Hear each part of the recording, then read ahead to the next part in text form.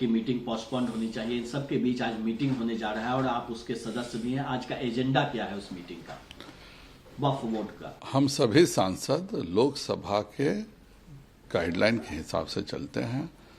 माननीय अध्यक्ष जी के आदेश से लोकसभा ने यह तय किया था कि बजट से पहले इस बिल को सभी सुधारों के साथ सबमिट करना है और उसी के तहत लगातार, केवल अगर इस महीने की बात करें तो ये 7वीं बैठक हो रही है। हम सब एक जिम्मेवार सांसद हैं और इसलिए यह हो रहा है। आज क्लॉज बाय क्लॉज का डिस्कशंस होंगे। अब जिन्होंने जो अमेंडमेंट्स दिया अपनी बातें रखेंगे और जो हाउस को मंजूर होगा उस हिसाब से आगे की कार्रवाई होगी। लेकिन विपक्षी सांसद लगातार इस बात को लेकर आरोप लगा रहे हैं कि नियमों का पालन नहीं हो रहा है, अपनी मर्जी से अध्यक्ष जो जेपीसी के हैं वो चला रहे हैं। विपक्षी सांसद क्या सदन से ऊपर है क्या? जब लोकसभा के सदन ने सभी ने मिलकर यह फैसला किया कि इस बिल को बजट सेशन से पहले हमें सदन के पटल पे रखना है, तो जाहिर बात है इस देश में संसद सर्वोच्च संस्था है और संसद के आदेश के तहत ही ये सारे कार्य हो रहे हैं। और किसी सांसद को इस बात का घमंड नहीं होना चाहिए कि वह संसद से ऊपर है।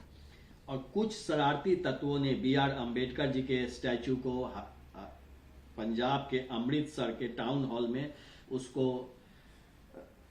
एक तरह से अनादर करने का काम किया, टेम्पर करने का काम किया और पुलिस ने कुछ लोगों को इस मामले में गिरफ्तार किया है, ऐसा पंजाब पुलिस का कहना है।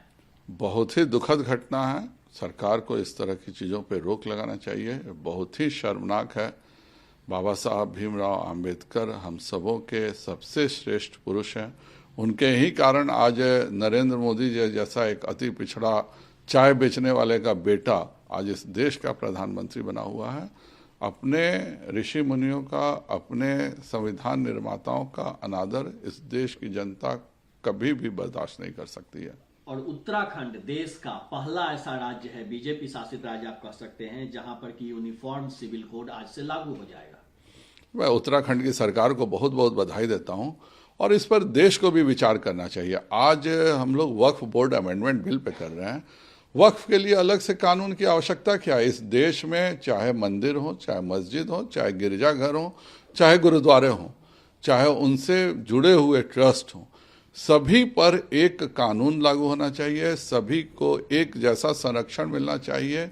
और यह इस तरह के कानूनों से ही संभव है जब सभी धार्मिक संस्थाओं को एक बराबर प्रोटेक्शन मिले। अगर एक बराबर प्रोटेक्शन मिलता तो यह वक्फ कानून लाने की और इसके संशोधन की जरूरत ही नहीं महसूस होती। आखिरी सवाल, गृह मंत्री अमित शाह जी ने अरविंद केजरीवाल पे निशाना साधा है और आम आदमी पार्टी का परिभाषा अवैध आमदनी वाली पार्टी कहा है।